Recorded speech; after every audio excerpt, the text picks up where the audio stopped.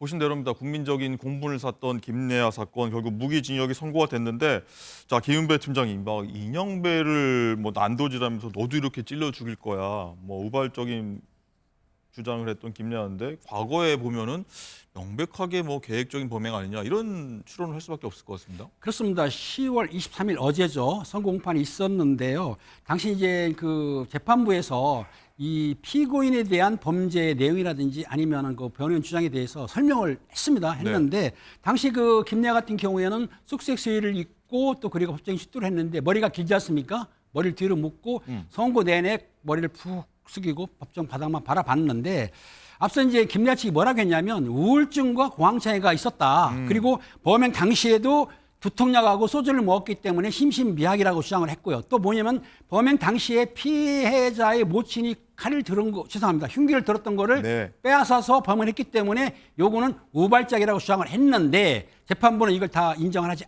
않고 그 주장을 기각한 거고요. 네. 당시 이제 뭐라고 했냐면 이 피고인이 피해자들을 안쪽으로 넣었어요. 못 도망가게.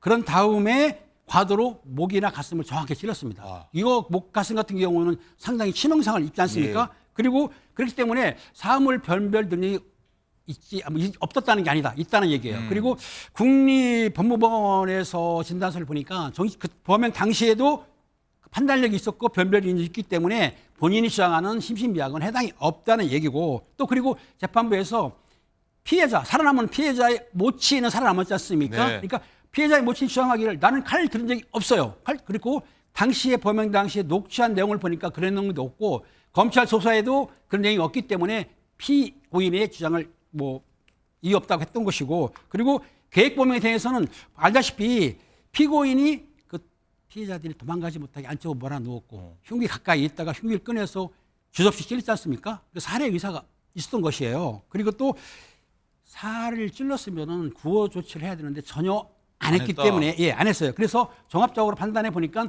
우발적이 아니고 계획적이다. 그러니까 심신미약이라든지 우발적 범행은 아니라고 판단했기 때문에 검찰의 구형대로 무기징역을 선고했던 것이죠. 네, 말씀 들어보니까 정말 피해자가 얼마나 무서웠을까요? 그 모습을 봤던 친구가 있다고 합니다. 친구 목소리 듣고 오시죠.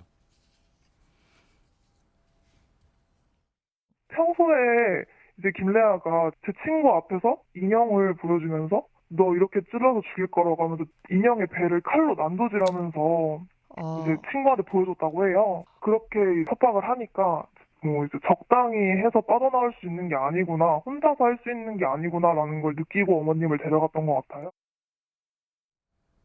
자, MJ 변호사님. 그리고 김래아가 이렇게 얘기했다고 하죠. 죽여놓고서 이 뭐 강아지에게 미안하다. 뭐 10년만 살고 나오면 된다. 이렇게 얘기를 했다고 하는데 자, 반성은 전혀 안 하는 것 같습니다. 그렇죠. 이런 이야기를 듣는 유가족들의 심정 감히 헤아릴 수도 없는 상황인데 판결 선고가 있을 때 재판장도 이 사안에 대해서 이 상처 부위라던가 이 사안에 대해서 판단을 하면서 재판장님도 목이 맸다고 합니다. 그만큼 좀 잔인했던 그런 사안이었는데 이 피해자의 어머님도 공판 기일마다 참석을 하셨다고 해요.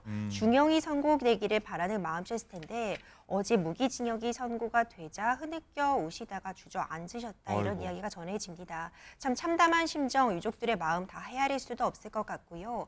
무기징역 선고가 되었습니다. 사형이 지금 실질적으로는 폐지된 국가로 분류되고 있는 우리나라에서 가장 중형이 선고되었다고는 하나 이 유족들 과연 이 중형이라고 느낄 수 있을지 그 부분은 참 안타깝습니다. 네.